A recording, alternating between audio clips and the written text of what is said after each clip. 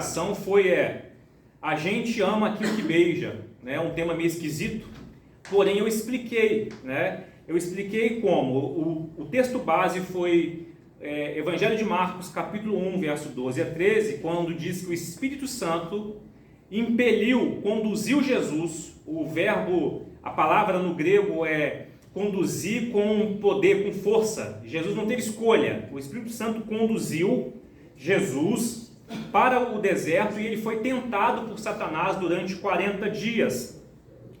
E a gente entendeu, no contexto da tentação de Jesus, foi necessário dar uma olhada em Mateus 4, porque o evangelista Marcos ele não usa os pormenores da tentação. Então nós usamos Mateus 4, quando Satanás disse: se tu és filho de Deus, Jesus, faça por si mesmo, fabrica o seu próprio pão. Se tu és filho de Deus, pule aqui do alto, porque está escrito que você vai ser protegido. Ou seja, duvide da paternidade do pai. O pai falou, mas testa, faz um teste, né? Ele tentou induzir Jesus a duvidar da paternidade do pai. E também, se tu és, e também ele disse: eu governo o mundo, o sistema do mundo. Tudo está sobre esse meu governo. Se você se prostrar e adorar-me, eu te darei tudo. E a palavra adorar, traduzido para o português, mas no grego é proskineo, é uma disposição para beijar. Então, adorar, né, de uma vez por todas, para a gente entender, disposição tem a ver com beijo. Um beijo em alguém considerado superior, alguém transcendente. E logo então, a gente falou na semana passada que adorar... Opa, não está passando. Adoração, eu me prostro e beijo aquele que me ama, me salva de mim, dos outros e das ideias desse mundo. Ideias implantadas por Satanás, o qual por natureza ele odeia o ser humano. Segundo aos Coríntios 4, diz que o Deus desse século cegou, Deus com D minúsculo, né? Cegou a mente dos incrédulos para que eles não vejam a luz do Evangelho, para que eles não entendam a mensagem do Evangelho a respeito da glória de Cristo, que é a imagem de Deus. Então, o prostrar, Satanás está disputando o seu beijo. Quando ele faz descaradamente com Jesus, né, proste e adore. Do grego, adoração. Do hebraico, também do Antigo Testamento. Todo ato de adoração é uma intimidade de um beijo, né? Então, ou a gente beija a Deus, num ato de relacionamento, ou a gente beija Satanás. É isso que ele vai te tentar em toda a sua caminhada. Ele vai fazer você duvidar da paternidade. Se tu és filho de Deus, então seja independente. Não confie, fabrique seu próprio pão, transforme pedra em pão. Se tu és filho de Deus, teste a confiança em Deus. Se o pai falou, teste. Fica testando Deus. Eu tenho controle sobre o mundo político, econômico, social, e eu te dou toda a glória. Quer glória? Eu te dou glória dessa terra. Só prostrar e me beijar, né? Usando a tradução literal. Prostre e me beije. Aí em português a gente usou o termo adorar. Então a gente beija aquilo que ama e a gente ama aquilo que beija. Aí ficou para a gente pensar no domingo passado quem que a gente está beijando. A gente está tendo intimidade com o Pai Celestial, ou se a gente está vendendo, trocando a nossa intimidade com Deus pelo que o mundo tem a oferecer para nós em relação à adoração. Hoje a gente verá que o Evangelho não é nada teórico. Continuando na pregação expositiva do Evangelho de Marcos, do capítulo 1, versos 14 a 22, o reino de Deus não é nada teórico. Então vamos lá, o que seria uma teoria? Teoria é um conjunto de ideias, de regras, de leis sistematizadas, aplicadas a uma área específica. Esse tipo de teoria, existe um tipo de teoria que pode ser testado. é escrito algo que acontece na prática. Mas existe uma teoria que não pode ser testada, que é o conhecimento especulativo de alguma coisa. Eu acho que é assim. É um conhecimento de hipótese, hipotético. Né? Existe uma hipótese que pode ser dessa forma, é um tipo de teoria. O Evangelho não é nada teórico na questão de algo que não se pode colocar em prática. O Evangelho não é nada teórico. Vamos explicar mais um pouquinho, vamos entender, deixa eu esclarecer mais um pouquinho aqui. Existe o falso Evangelho. O falso Evangelho é cheio de teorias. O falso Evangelho é cheio de falácias. Falácias são argumentos que não são verdadeiros. O falso Evangelho é cheio de pragmatismo. O que é pragmatismo? É uma prática que deu certo para cativar pessoas, então eu vou passar a utilizar aquela prática. O falso Evangelho usa pragmatismo a todo custo. Existe o falso Evangelho, mas também existe o Evangelho somente teórico, que não seria o Evangelho em si, na essência. O que seria o teórico? Hernandes Dias Lopes, o pastor, ele escreveu um livro e ele fala da ortodoxia morta. Eu conheço tudo sobre Deus, eu sei quem é Jesus, eu conheço o que Deus quer de mim, eu conheço a bondade na teoria, mas eu não vivo na prática. Então é a ortodoxia morta. Já li milhares de livros, conheço tudo sobre teologia, Bíblia, está tudo na ponta da língua, mas não vive na prática. É chamada de ortodoxia morta. Ortodoxia, orto, correto, doxia, é uma prática de veneração, de adoração, de glorificação, né? Mas é morta. Conheço na teoria, mas não tem prática. Então, um conhecimento bom, mas morto. É um risco que a gente precisa vencer. Eu já vi muita gente que lê muito livro, mas não ama o seu irmão, por exemplo. Ou seja, conhece tudo sobre o amor de Deus, mas não ama o seu irmão. Não adianta, é um conhecimento morto. Porém, o que seria o Evangelho verdadeiro?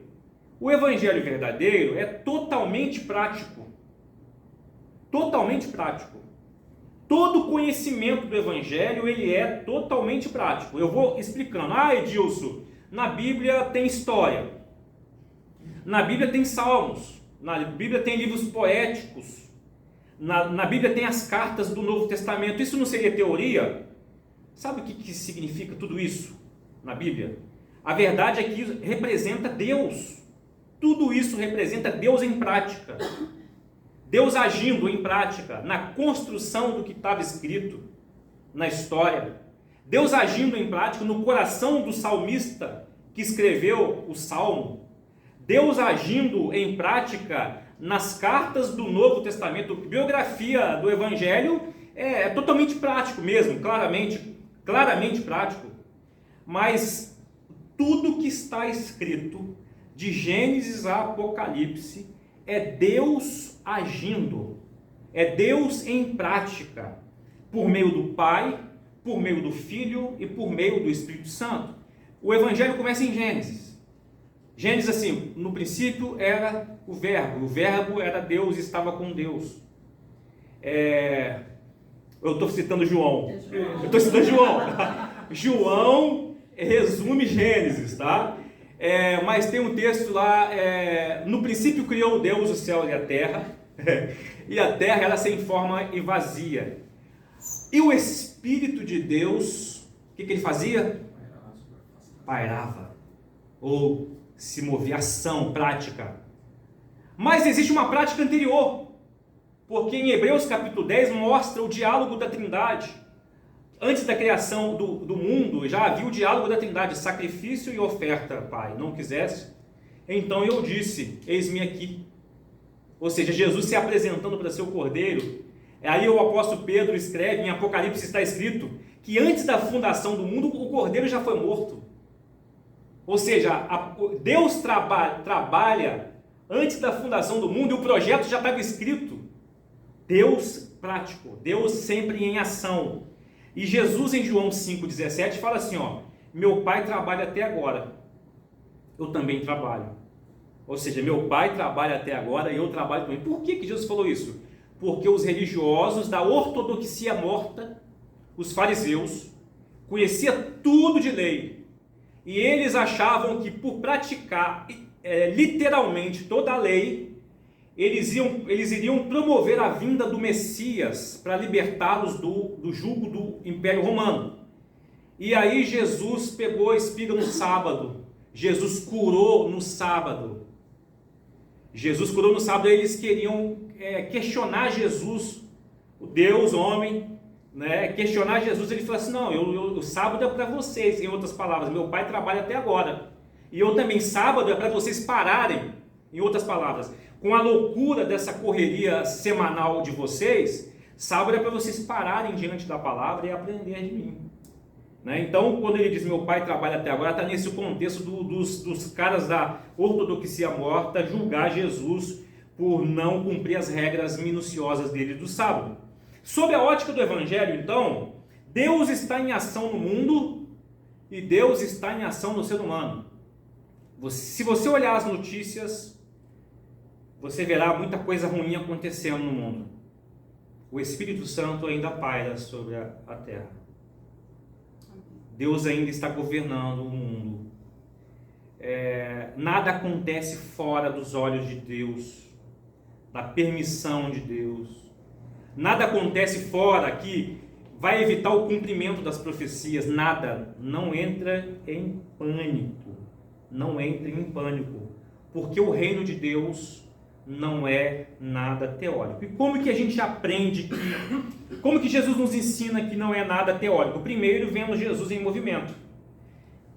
Evangelho de Marcos, capítulo 1, verso 14 e 15, diz assim: depois que João foi preso, João o Batista, Jesus foi para a Galileia, onde anunciou as boas novas de Deus. Boas novas é igual evangelho. Enfim, chegou o tempo prometido. Proclamava: o reino de Deus está próximo. Arrependam-se e creiam nas boas novas. Jesus, o Deus em ação, anunciando uma boa notícia. Vamos lá. Vamos entender um pouquinho o que seria a boa notícia. Por que essa notícia é boa aos ouvidos dos que estão perdidos? Eu achei muito interessante uma história, eu acredito que seja a história de Charles Spurgeon, o pregador que marcou toda a história. Ele falou o seguinte: certa vez um infiel se encontrou com um cristão e disse: por anos você tem passado por mim no caminho de casa ao trabalho. Você acredita que exista um inferno onde os espíritos dos homens são lançados, não é? Aí o cristão diz: sim, eu creio. Você acredita que, a não ser que eu creia em Cristo, eu serei enviado para lá, para o inferno? Retrucou o infiel. O crente respondeu: sim, eu creio que se você não se converter e não crer em Cristo, você vai para o inferno. Aí o infiel retrucou assim: não, você não acredita. Eu tenho certeza que você não acredita. Por que você acredita nisso? Por que você acha que eu não acredito, disse o cristão? O infiel disse assim, porque se você acreditasse que se eu morrer, eu vou para o inferno, no estado que eu estou, você deve ser o desgraçado mais desumano que passa por mim. Isso é forte. Você deve ser o desgraçado mais desumano a passar por mim, dia após dia, sem nunca me contar ou me alertar a respeito disso. Que mensagem! Que pancada na gente. A pergunta é: você acredita nisso? Aí vem Jesus, Deus em pessoa, o Emanuel, anunciado Emanuel, Deus conosco, Deus no meio dos homens. Ele mesmo, Deus, a bondade de Deus assim é assustadora. E comparando isso aqui, eu vejo a nossa maldade, né?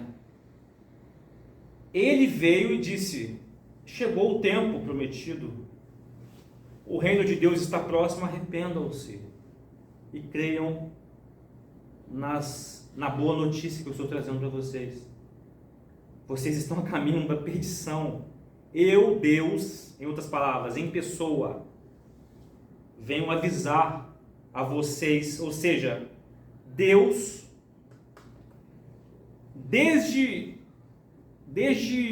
milênios atrás, compartilha uma boa notícia e poucos acreditam na bondade e no juízo de Deus.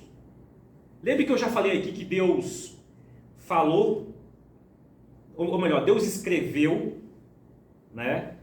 Deus falou com os homens, Deus cantou por meio da boca de Moisés em Deuteronômio 31, pediu para Moisés compor um cântico para o povo israelita, porque no fundo eles no futuro eles dariam as costas para Deus. Deus cantou, Deus teatralizou por meio de Ezequiel capítulo 4, lembre que eu falei isso, Ezequiel deitou-se por 390 dias, representando 390 anos de misericórdia ao povo que Deus estava dando ao povo de Judá, e desenhou Jerusalém sendo cercada durante todo esse tempo, para que ele se arrependesse.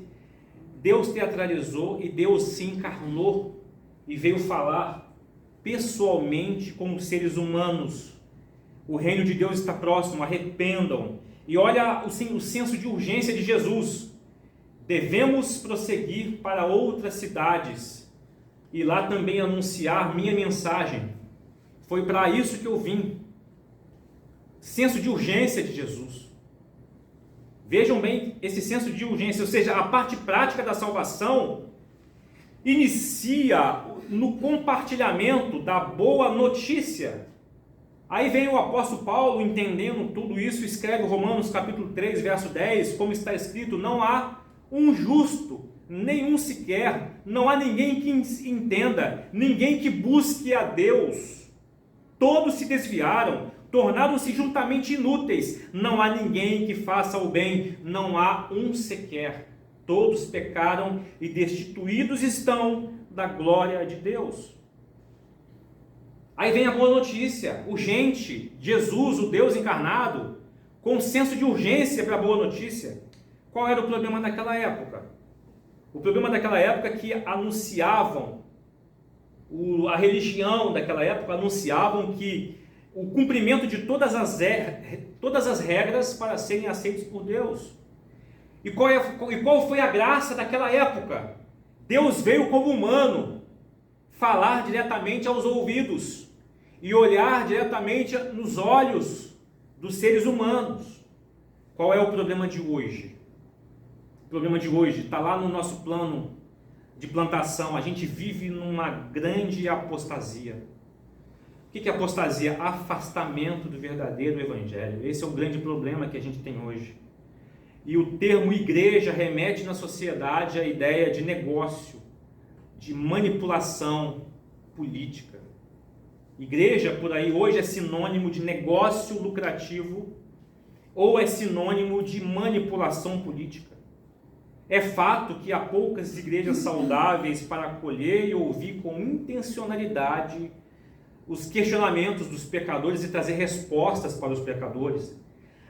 Outro problema que a gente vê hoje, muitas lideranças atuam como competidoras entre si, na visão de construírem seus impérios denominacionais e demarcam território e enxergam outras igrejas como rivais.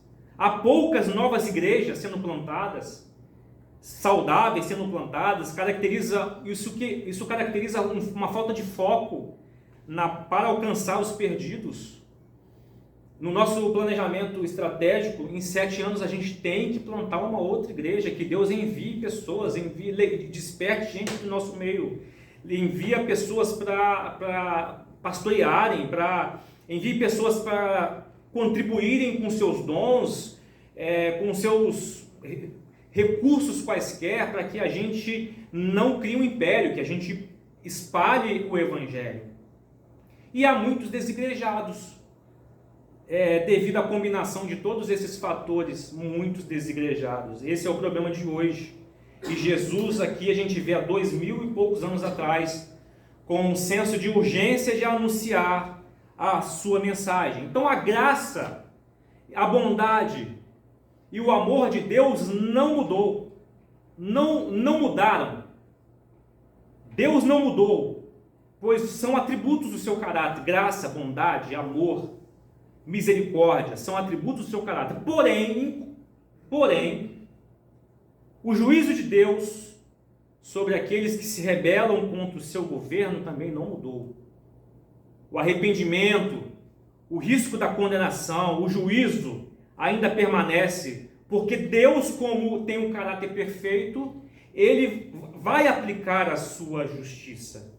Aí em Macaé eu tracei o perfil do nosso público-alvo para ser alcançado, né? Na vida interior, qual seria? Sem as suas esperanças apenas nesse mundo. Assim como muitos evangélicos estão com esperança apenas nesse mundo.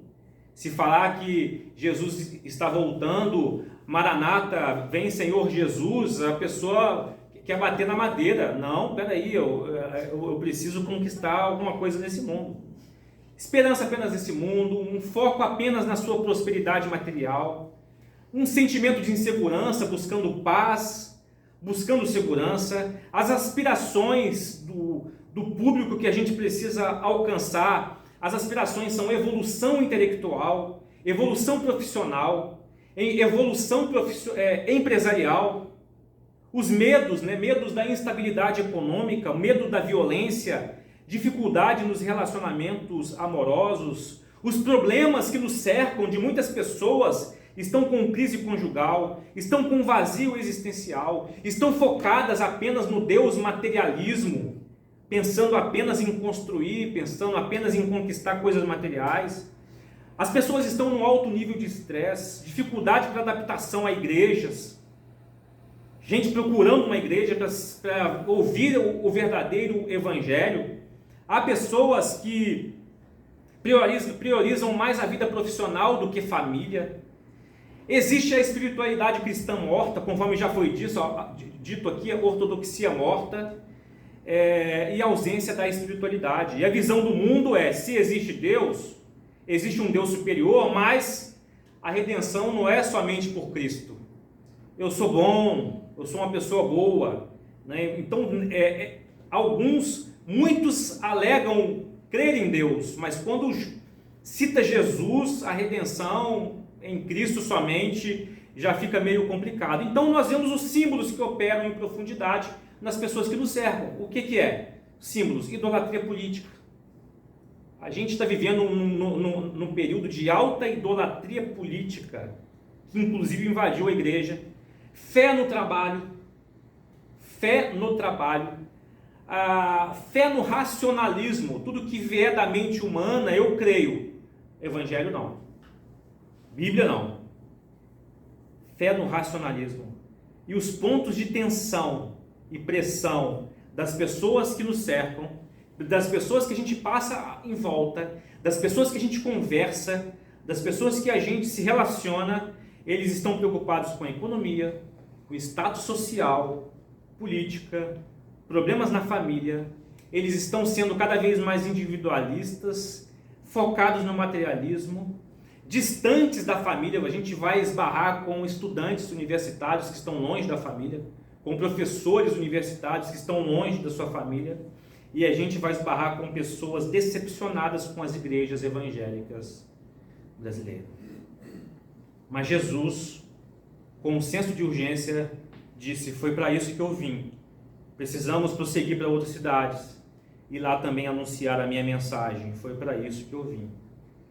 A graça para hoje Deus chama discípulos para espalharem a boa notícia. Eu quero dizer, já vou preparar vocês, vai apertar para nós aqui. Deus chama discípulos para espalharem o evangelho. Verso 16 de Marcos 1 diz assim: enquanto andava à beira do mar da Galileia, Jesus viu Simão e seu irmão André. Jogavam redes ao mar, pois viviam da pesca, e Jesus lhes disse: venham, sigam-me, eu farei de vocês pescadores de gente. Essa é a nova versão transformadora. No mesmo instante, deixaram suas redes e o seguiram. Pouco mais adiante, Jesus viu Tiago e João, filhos de Zebedeu, consertando redes num barco. Chamou-os de imediato, e eles também o seguiram, deixando seu pai Zebedeu no barco com os empregados. Pessoas instantaneamente seguiram Jesus. Numa época de falsa notícia, o Messias, o Cristo, virá para resolver problema econômico, político e social. E a gente já viu nas mensagens anteriores que as pessoas foram para o deserto para ouvir: arrependei-vos, porque virá um maior do que eu. João Batista falando que é Jesus, ele vos batizará com o Espírito Santo. Não é política econômica e questão social, é arrependei-vos. Arrependei-vos é mudem de pensamento, olhem para Deus, dê as costas para que o mundo deseja caminhar em rebeldia a Deus, e agora olhem para Deus, observem o reino de Deus chegando. E naquela época, Tiago, João, Pedro e André, naquela época existia a religião morta, a ortodoxia morta, os fariseus, e Jesus veio para ensinar o reino de Deus na prática. E o reino precisa de ter continuidade, e a continuidade é por meio de pessoas, e não por estruturas físicas. É um avanço orgânico, é um avanço com vida. Jesus chama, no verso 17 que a gente passou: venham, sigam-me, e eu farei de vocês, o verso 17, o de baixo aí, farei de vocês pescadores de gente. No verso 18, chamou-os de imediato, no mesmo instante deixaram suas redes e seguiram. No verso 20, chamou de imediato Tiago e João, e eles também seguiram. E aí o final do ministério de Jesus é assim em Marcos, olha o final: ide por todo mundo, pregai o evangelho a toda criatura. Quem crer e for batizado será salvo, mas quem não crer será condenado. Lembre-se, então, de senso de urgência de Jesus, avisando de uma boa notícia, que Deus é juiz para condenar, mas Ele é bondoso para salvar. Ele tem poder para salvar. Ele exerce o seu amor e a sua bondade para salvar. Ele exerce a sua misericórdia para salvar. A ordem para todos os discípulos de Jesus é transmitir essa mensagem. Isso aqui não é para terceirizarmos para pastores, missionários. Isso aqui é uma caracterização de missão para todos nós. Todos nós. Esse texto aí de Marcos 16 nos faz olhar para a iminência, ou seja, a proximidade do juízo de Deus. Se lembram da história que eu citei aqui, de Charles Spurgeon? A gente se relaciona com uma porção de gente.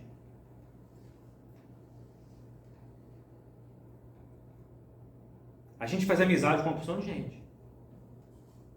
E qual tem sido a nossa influência na vida deles para que essas pessoas sejam salvas? Qual tem sido? Mas Edilson, eu não sei como fazer, eu não sei como começar. Eu tenho uma dica. Primeiro passo: encha-se do Espírito Santo. Encha-se do Espírito Santo. O texto mostra que João batizou Jesus. Ele falou: virá alguém mais poderoso do que eu não sou digno nem de amarrar as sandálias dele. E ele vos batizará com o Espírito Santo. Lembre-se que só citou batismo com o Espírito Santo e não com fogo, em Marcos. Mas Mateus fala batismo com o Espírito Santo e com fogo. É uma particularidade desse texto aqui. Porque o fogo é juízo para palha. Mateus cita celeiro e palha. Mateus cita um olhar diferente de Marcos sobre essa passagem. Marcos não se preocupou com a palha, então ele os batizará com o Espírito Santo. E lembre-se que quando Jesus foi batizado, veio o Espírito Santo sobre ele, como uma pomba. Deus quebrou nosso galho, não precisava mostrar, o Espírito Santo é invisível. Aí vem uma pomba para a gente entender o que é o Espírito Santo vir sobre nós. E Jesus, com o Espírito Santo, cheio do Espírito Santo, sentiu o senso de urgência para anunciar a boa notícia. Então, primeiro passo, encha-se do Espírito Santo. E como encher-se do Espírito Santo? A Bíblia dá as dicas. Tenha intencionalidade de fazer a vontade do Pai. É a primeira, que Jesus veio para fazer o quê? A vontade do Pai. De ninguém mais, nem a dele. A vontade do Pai. Tendo a intencionalidade de fazer a vontade do Pai, eu vou ouvir tudo que o Pai tem a dizer. Se eu ouço tudo que o Pai tem a dizer e creio, eu vou me interessar por tudo que o Pai interessa. O Pai interessa, pela sua bondade, anunciar a salvação a todas as pessoas. E se eu tenho vontade de anunciar a salvação a todas as pessoas que estão próximas de mim, eu me encho do Espírito como? Eu valorizo a palavra de Deus, eu valorizo o relacionamento com Deus, o beijar a Deus, a intimidade com Deus. Eu valorizo os meios de graça, que é a oração, o me encher-me da palavra. Eu valorizo a comunhão. Na comunhão existe um fluir de um poder do Espírito sobrenatural que a gente não vê, mas a comunhão nos traz vida. Eu valorizo a comunhão. Aí, como consequência lógica, num aspecto muito importante que é acrescentado à nossa vida, existe um aspecto muito importante, lógico, se eu desejo fazer a vontade do Pai e eu permito que o Espírito Santo domine a minha vida. Lembra que eu falei que a natureza humana vai sempre vencer se não for o Espírito Santo dentro de nós? Quando a gente se enche do Espírito Santo, aí a gente apresenta a boa notícia com autoridade. Lembre-se, Jesus sendo batizado, recebendo o Espírito Santo, agora o senso de urgência. Aí o que aconteceu? Verso 21. Jesus e seus seguidores foram à cidade de Cafarnaum, e quando chegou o sábado, entrou na sinagoga e começou a ensinar. O povo ficou admirado com o seu ensino, pois ele falava com verdadeira autoridade, diferentemente dos mestres da lei. Está vendo que é um processo? Fazer a vontade do Pai, recebe o Espírito Santo, passa a ter um senso de urgência para salvar pessoas e passa a ter autoridade na forma que fala. Que tipo de autoridade? Não é a autoridade que você vê pela praça aí, quase xingando as pessoas, né? Você vê no trem. Não estou falando dessa autoridade, não. Eu estou dizendo que o Espírito Santo começa a convencer as pessoas. E não a sua lábia. E não a sua força. A autoridade, vamos entender um pouquinho melhor, exousia, poder delegado. Refere-se à autoridade que Deus dá aos seus santos. Santos não é aquele que não peca. Santos são pecadores separados por Deus para serem salvos. Aí o Senhor deixa os autorizados a agir na medida que são guiados pela fé na sua palavra revelada. Lembra, olha bem a autoridade. Como ter autoridade para falar do Evangelho com alguém? Eu tenho fé na palavra revelada. Eu sou guiado pela fé na palavra revelada de Deus. E eu tenho autoridade, né? Tem uma rocha ali tocando ele. Como atingir a autoridade? É necessário um caminho de fé. Em crer na palavra revelada. Eu não sei se você já fez esse curso de vendedor, né? Se você não acreditar naquilo que você apresenta, quem vai acreditar? Não é? Agora, Não é que a gente está vendendo o Evangelho. Mas se a gente não se vê guiado por fé na palavra revelada, a gente não tem autoridade, não tem influência sobre as pessoas. O problema da época, faltava autoridade. Por isso que o povo ficou admirado no verso 22 com o seu ensino. Pois Jesus falava com autoridade. O problema de hoje, nós não sabemos, muitas vezes, não estou aqui falando que são todos, né? Mas de uma maneira geral, olha por aí, nós que nos autodenominamos cristãos, não sabemos como romper a nossa bolha. Está sendo muito falado bolha de conhecimento, bolha que nos aprisiona, bolha dos algoritmos das redes sociais. Muitas vezes a gente não sabe como romper a nossa bolha, a gente está preso numa ideia, a gente está preso num movimento, a gente está preso a uma idolatria do nosso coração. João Calvino disse muito bem o que a Bíblia já sempre nos disse: o nosso coração é uma fábrica de ídolos. Idolatria não é só imagem de escultura, idolatria é qualquer coisa que a gente está preso e que nos limita em beijar a Deus, no relacionamento com Deus. Nós não sabemos nem como romper a nossa bolha. Quanto mais romper a bolha que o perdido está. Então o primeiro passo é a gente romper a nossa bolha e nos arrependermos. Arrepender é dar as costas, é virar-se. A palavra lá da raiz é a gente virar, dar as costas para as ideias do sistema onde Satanás governa e olhar para toda palavra que sai da boca de Deus. Lembre o que Jesus responde para Satanás: nem só do pão vive o homem, mas de toda palavra que sai da boca de Deus. Arrependimento, agora eu confio na bondade, na soberania, no cuidado, na segurança a gente cantou aqui: seguro estou nos braços daquele que nunca... Eu canto de verdade, eu acredito. Isso é furar a bolha e nos arrependermos e voltarmos para Deus. O problema de hoje é que muitas vezes a nossa fé na palavra que sai da boca de Deus é fraca. E aí eu já vi pessoas recebendo o seguinte questionamento assim: igreja, tá? Igreja. Quem tem certeza da sua salvação? Ninguém levanta a mão. Eu já vi isso. Alguém já viu isso já? Eu já vi isso. Quem tem certeza da sua salvação? Ninguém levanta a mão. Ah, não sei não. Outra pergunta que gera pane na galera é: quem tem certeza que o Espírito Santo conduz a sua vida? Quem tem certeza que é o Espírito Santo que conduz a sua vida? No sim ou nos não? Nos sims ou nos nãos que você recebe?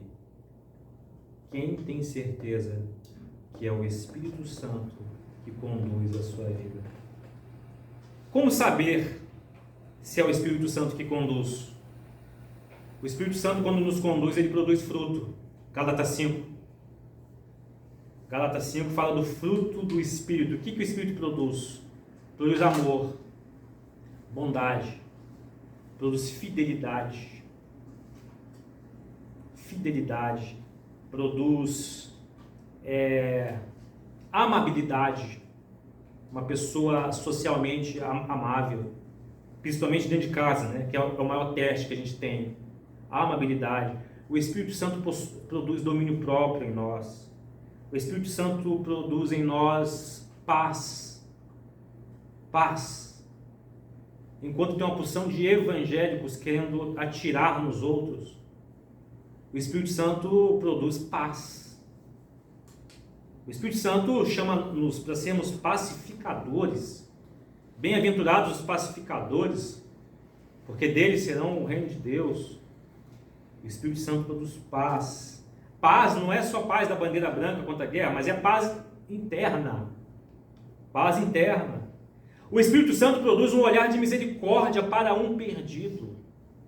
Se a gente olha para um perdido e não o vê com misericórdia, alguma coisa está errada conosco. Daí o falar com autoridade, com alguém do Evangelho, é o resultado da nossa experiência com o Espírito Santo. Já estou finalizando. Quer falar com autoridade com alguém? Quer imitar a Jesus? Quer obedecer Jesus? Busque ser cheio do Espírito Santo. Busque ser cheio. Não é fazer barulho, não precisa. Tá? Nada contra barulho. Mas eu tenho essa semana eu estava olhando uma questão de uma pessoa que fazia muito barulho por aí, andava itinerante por aí, e descobriram um escândalo dessa pessoa, né? Não é barulho. Muitas vezes o Espírito Santo trabalha em silêncio. Nada contra barulho, nada contra alguém fazer barulho. E nós, como evangélicos, que eu não gosto mais dessa palavra, por mais que a palavra é linda, evangélicos, aqueles que levam a boa notícia de evangelho, mas nós, como os cristãos, estamos com um filme queimado diante do mundo. Porque uma galera se apresenta como evangélico, como em nome de Deus, aí já tem gente fazendo post assim, estou com medo do chamado povo de Deus. Eu vi um post hoje assim, medo do povo de Deus, porque o povo de Deus está com ira, está com raiva, está com ódio. Com que autoridade a gente tem para dizer para um perdido, arrependa-se e creia no Evangelho? Deus é bondoso e misericordioso para te salvar, mas eu preciso te falar que haverá um juízo. Um juízo. Por que juízo? Porque Deus é amor, é um atributo, mas Deus é justiça, é outro atributo. O amor não anula o atributo de justiça. Ele vai aplicar a sua justiça e está nos dando um tempo de arrependimento. O que fazer então com o Evangelho que a gente recebe de Deus? Para encerrar, vimos que uma boa notícia deve ser compartilhada com todos. Lembre-se sempre dessa história de Spurgeon. Toda vez que você passar sobre um perdido, agora lembre-se. Talvez você não tenha coragem de falar alguma coisa. Talvez você não precisa também parar o pé para ele tropeçar para você ter que falar. Não precisa. Você pode começar orando por esse alguém. E pedindo a Deus um gancho de oportunidade para quando essa pessoa falar da guerra no mundo, do problema dos governos do mundo, você ter a oportunidade de falar, peraí, tá uma porcaria mesmo, mas eu quero te apresentar o futuro governo de Cristo. Olha como que você pode pegar gancho. Ah, mas se não for a minha ideologia... Não, peraí. O Evangelho mostra que existe uma ideia, que antes da fundação do mundo, antes dos homens serem gerados, já existe uma ideologia. A ideologia divina, em que haverá um mundo onde as lágrimas dos nossos olhos serão secas, serão enxugadas, melhor dizendo, porque não haverá situações, ambiente pecaminoso que vai fazer pessoas sofrerem. Olha gente, tanta oportunidade que a gente tem para pegar gancho nos sofrimentos. O Rio de Janeiro está horrível. Está horrível. O Rio de Janeiro tá um caminho sem volta se a galera não crê no Evangelho. E outra, lotado de igrejas e de megas igrejas, e o Rio de Janeiro só está piorando. Milícias tomando o Rio de Janeiro, né? Mas o que a gente tem a falar para os moradores do Rio de Janeiro? A gente tem que falar que nós somos os pacificadores, a gente promove a paz, porque bem-aventurados são aqueles que promovem a paz, inclusive se forem perseguidos por promover a paz. Então os discípulos são chamados para espalhar essa boa notícia. Você é discípulo de Jesus, você acredita que você é discípulo? Se é discípulo de Jesus, existe uma responsabilidade. Mas aí vem a questão, você acredita mesmo? Você acredita mesmo no poder do Espírito Santo? Você acredita que o seu chamado principal é ajudar pessoas a virem Jesus, a olharem para Jesus, de alguma maneira, com algum dom e talento que você tenha? Espalhe essa boa notícia. A responsabilidade não é para pastor, é para todo mundo. Espalhe Aí tem uma galera, pastores aí, que estão espalhando uma falsa notícia, né? Se até Deus compartilhou, se até Jesus teve senso de urgência no compartilhar, se não fizermos isso, algo está errado conosco. É pesado essa. Me desculpa, eu confesso que eu não queria ser pregador, para ter que chegar a esse ponto de falar algumas verdades assim. Se até Deus compartilhou, se não fizermos isso, algo está de errado conosco. Ou a gente não acredita no Evangelho, ou a gente está sem poder do Espírito Santo, ou a gente está preso dentro de uma bolha ideológica, uma bolha tecnológica, uma idolatria da nossa vida ferrenha que nos está tirando todo o poder do Espírito Santo. Se a gente não faz isso, tem alguma coisa de errado conosco. De alguma maneira, existe 1001 maneiras para a gente comunicar o Evangelho. Existe 1001 ganchos para você pegar, links para você pegar no relacionamento com alguém e dar uma dicasinha para esse alguém. Ah, mas as pessoas não vão me ouvir. Não tem problema se as pessoas não te ouvirem. Não tem problema, tá? Eu passo por isso também, tá bom? Eu passo por isso. Eu passo por essa crise. Poxa, preparar a pregação para gravar YouTube. Perder esse tempão não.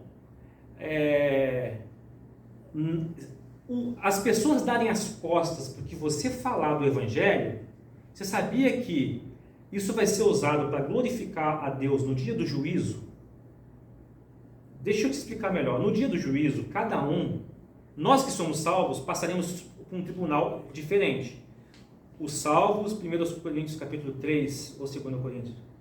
1 Coríntios 3. Os salvos vão passar por um tribunal para receber galardão. Por quê? A justiça já está aplicada em Cristo, você creu. Você confiou em Jesus para a sua salvação. Você não vai passar lá, vou ver aqui como é que você está. Você pecou aqui, não pecou, mas pecou todo dia. Né? Mas orou, pediu perdão. Né? Você não é salvo porque pediu perdão. Você é salvo porque você confia no sacrifício de Jesus e ponto final. Né? Porque nem todos aqui, no dia da partida, vai ter o período para, Senhor, me perdoa. Puf, fui. Não é isso. Né? A gente pode partir sem ter tempo de pedir perdão por alguma coisa, mas você creu. Não é o seu pedido de perdão que salva, é o sacrifício de Jesus que te salva. Então você pode ficar em paz quanto a isso. Então o salvo vai passar por um tribunal de obras. Se você fez para glorificar a Deus, para exaltar o nome de Jesus, você vai receber privilégios eternos. E só? Mas eu quero um barraquinho só, eu quero morar debaixo na ponte da eternidade. Não é uma visão legal, não é uma boa visão, porque Jesus está te chamando para você ser prático. Jesus está te chamando para você ser funcional, não é? Agora, quando você prega uma palavra, quando você avisa do amor de Deus e do juízo de Deus e alguém dá as costas, em toda a história, deram as costas para Deus. Você e eu não somos melhores do que Deus, né?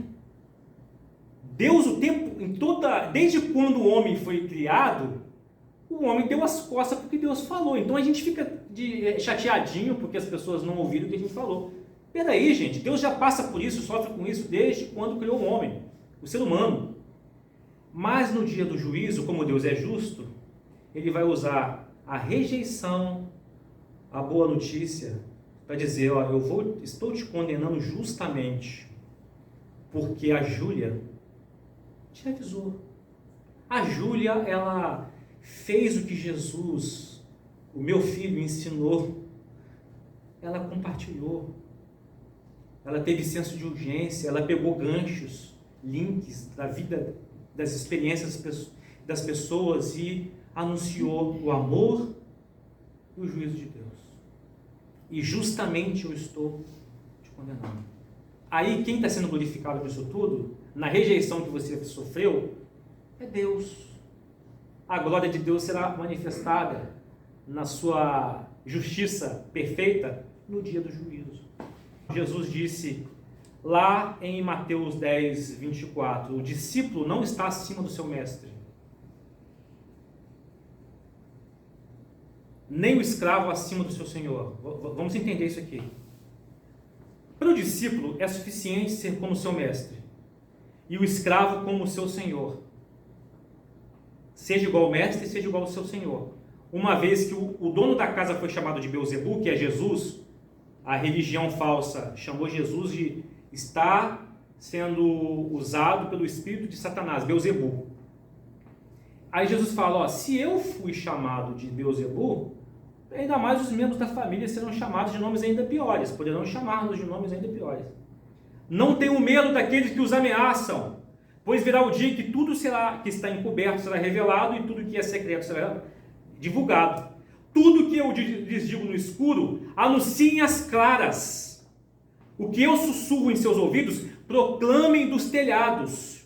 Não tenham medo dos que querem matar o corpo, eles não podem tocar na alma. Temam somente a Deus, que pode destruir no inferno tanto a alma quanto o corpo.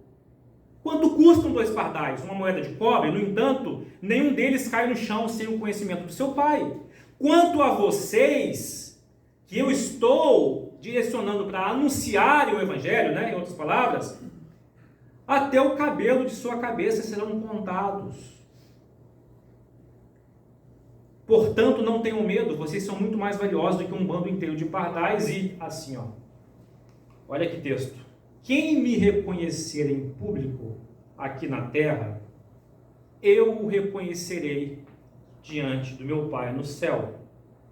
Quem me negar aqui na terra, eu também o negarei diante do Pai que está no céu. Evangelho de Jesus. Seja discípulo de Jesus. Mudemos o nosso posicionamento.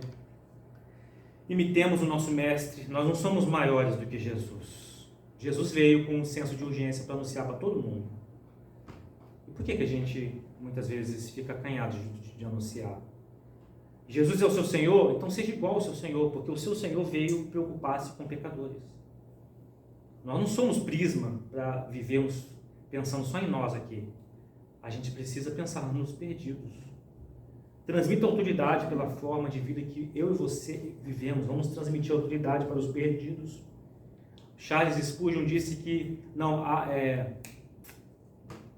Billy Graham, se não me engano, disse que um perdido pode ser a única Bíblia que você pode ser a única Bíblia que um perdido lerá em toda a vida dele. Nunca vai abrir um aplicativo, já que não tem mais muito de papel usando, nunca lerá uma Bíblia, a não ser você e na sua confiança na palavra de Deus. Uma palavra dura do Evangelho que pode nos gerar vontade de correr. Alguém está com vontade de correr aqui?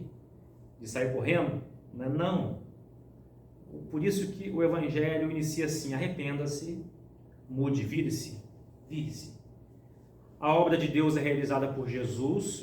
A obra de Jesus não é sua, não é minha, não é da Prisma. É o poder do Espírito Santo quem vai capacitar a vocês e dará palavras para vocês falarem. Jesus falou isso muito bem claro. Não é poder humano. Outra realidade que a gente precisa entender é que Satanás vai tentar impedir pessoas de serem salvas. Ele se apresentou para impedir Jesus a sua missão. Jesus venceu Satanás.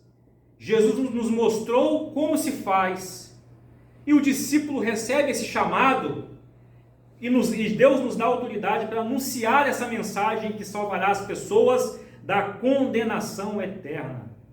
No mínimo, comece a orar por alguém. No mínimo, ore pelo seu vizinho, por um familiar seu. No mínimo, comece a colocar essa pessoa em oração e pedindo a Deus uma oportunidade para pegar um link, um gancho de comunicar o amor de Deus e o juízo de Deus para essa pessoa. Curva a sua cabeça, a gente vai orar. Em qual bolha? Talvez estejamos em alguma bolha, não sei. Ou está todo mundo aqui anunciando, não sei, não conheço a vida privada de ninguém, mas eu só estou pregando aqui expositivamente o Evangelho de Marcos, capítulo 1. Existe alguma bolha te aprisionando, que te impede de comunicar o Evangelho? Pense aí, que o Espírito Santo de Deus te convença.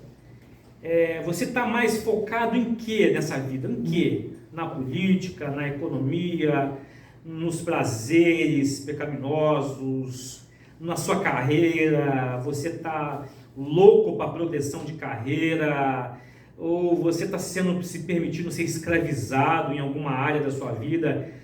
Agora é o momento do Espírito Santo te dar poder para você romper essa bolha e se arrepender, mudar de pensamento. Como que você crê? Você crê só na teoria, mas pelo Evangelho não tem teoria, é tudo prático? Quantas pessoas já conheceram a Jesus por meio de você, por seu intermédio? Quantas? Quantas pessoas que você se calou, quantas pessoas você falou com autoridade para a glória de Deus? Continue falando com autoridade para a glória de Deus. Olha para o perdido com um senso de urgência. E quais meios de graça você e eu estamos desprezando para sermos cheios do Espírito Santo de Deus? Como estamos nesse processo de arrependimento? Às vezes o processo de arrependimento é demorado, o virar-se diretamente para a palavra que sai da boca de Deus é um processo às vezes demorado, mas que o Espírito Santo nos faça olhar para o Pai e a sua providência, amar a Jesus, amar a missão que nos foi dada. Tem agora um momento de gratidão ao Senhor Jesus, o Deus encarnado. Você já parou para pensar? Deus se tornando gente para olhar nos olhos de gente, falar aos ouvidos de gente, do senso de necessidade, de arrependimento, o amor e justiça de Deus. Olha o que Jesus fez e você está sendo alcançado. Eu e você fomos alcançados. E por que nós esquecemos de olhar para as pessoas como pessoas perdidas? E por que nós, às vezes, olhamos somente para algumas pessoas como os que levam o Evangelho? Porque não todos nós. Então peça ao Senhor agora a sabedoria. Pense numa pessoa que você precisa interceder pela salvação dela. Interceda por essa pessoa. Deus, nós oramos nesse momento, agradecendo pelo Espírito Santo, agradecendo pelo plano, agradecendo, Senhor, pela história totalmente prática de Deus que está trabalhando até hoje. O Deus que trabalhou antes da fundação do mundo, o Espírito que pairava sobre a face das águas. Eu creio que está nesse momento pairando em cada coração, nesse momento em cada vida aqui, nesse local, Senhor. Ó Deus, que o Teu Espírito Santo nos dê poder, nos dê autoridade.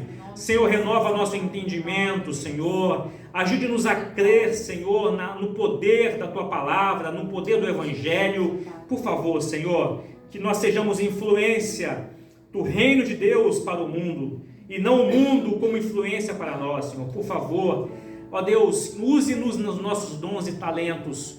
Use-nos, Senhor, na nossa pequenez, Senhor, porque a gente entende que não é o nosso poder, é o poder do Espírito Santo. Ó Deus, se for necessário, arrependimento nessa noite, Senhor, confissão de pecado, Senhor, de estar aprisionado em alguma bolha de idolatria, a uma ideia, a um pecado, Senhor, que hoje seja uma noite de confissão e libertação. É o que eu oro em nome de Jesus, que cada um de nós seja cada vez mais sal e luz nessa terra. Ó Deus, dai-nos experiências incríveis de nossa vida iluminando pessoas e sendo usado como instrumento de Deus para transformação na realidade dos perdidos, Senhor. Por favor, faça isso conosco, que nós oramos em nome de Jesus. Amém e amém.